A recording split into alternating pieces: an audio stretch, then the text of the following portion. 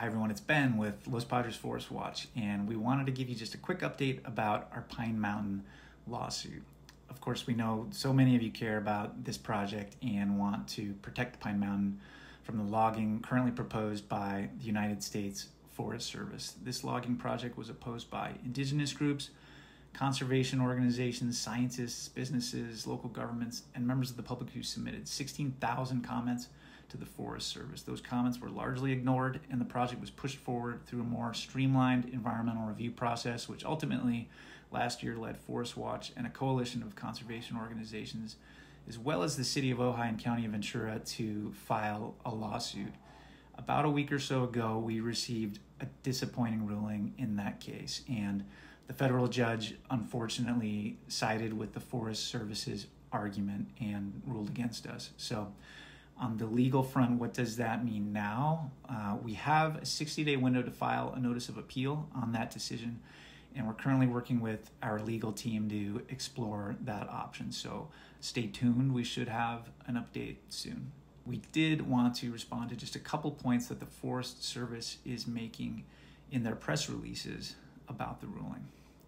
First, the Forest Service continues to promote this project as something being done to save Pine Mountain from the threat of future wildfire. They say their main goal is to manufacture a park-like atmosphere in the forest to resolve decadent growth of trees and vegetation. And we maintain that this is misguided policy based on outdated and refuted science. And recent studies and experience show that in general, when you aren't cherry-picking examples, but look on broad scales, forests with the highest protections from logging fare better in fire than thinned forests, and there's ample evidence and many examples of thinning actually increasing the impacts of wildfire.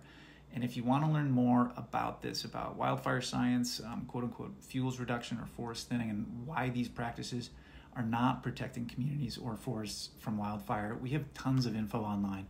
I highly encourage you to visit our YouTube channel, where my colleague Bryant Baker, our Conservation and Research Director, has posted many presentations that dive into these details, and the Pine Mountain Project specifically. Also on our website, lpfw.org, we have several summaries of wildfire and logging-related issues, as well as a lengthy list of references to peer-reviewed scientific literature that we base our position on. Please use these resources. Okay, second, is this commercial logging or not?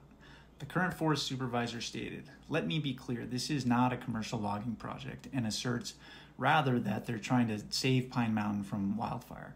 We take some issue with that statement because in the Forest Service's own decision memo formally approving the project, the forest supervisor wrote, "My decision also provides the opportunity to utilize commercial means to efficiently and effectively meet project objectives where it can be applied." They basically want it both ways and argue that because in their view, commercial sale of timber may not be the primary purpose for the project, that it's not really a commercial project. When pressed on that apparent contradiction, a Forest Service spokesperson stated, "We have to allow for the possibility that there might be a way to get some commercial value from what we log." Note the word log. But to date, there has been absolutely zero interest.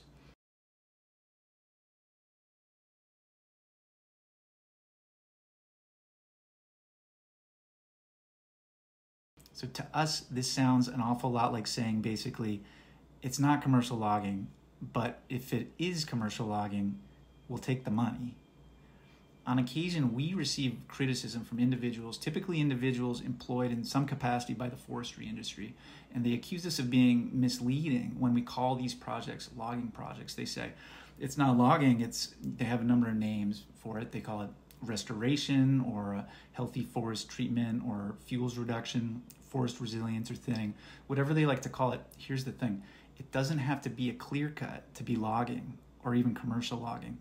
For many, many years now, the industry has profited from other forms of logging on public lands, forms that they like to call these other names, but when you use chainsaws and heavy machinery like feller bunchers and other commercial logging tools, and when you clear pads of forest to stack timber and create networks of new roadways to access those trees, compacting the soil and causing many other impacts that very much resemble commercial logging, that's logging.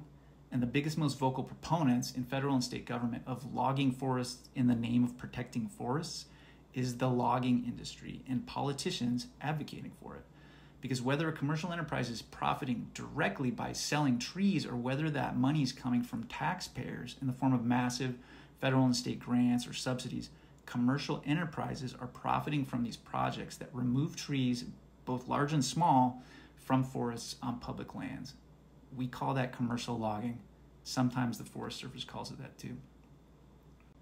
So thank you for listening. This isn't over. If you haven't already joined our coalition by taking action on one of our prior action alerts, please join us by clicking the link below or link in bio. It's just your email address so that we can let you know when there are future opportunities to express your opinion to the Forest Service and to local elected officials. There's more to come, and they need to hear from you. Thank you for your support.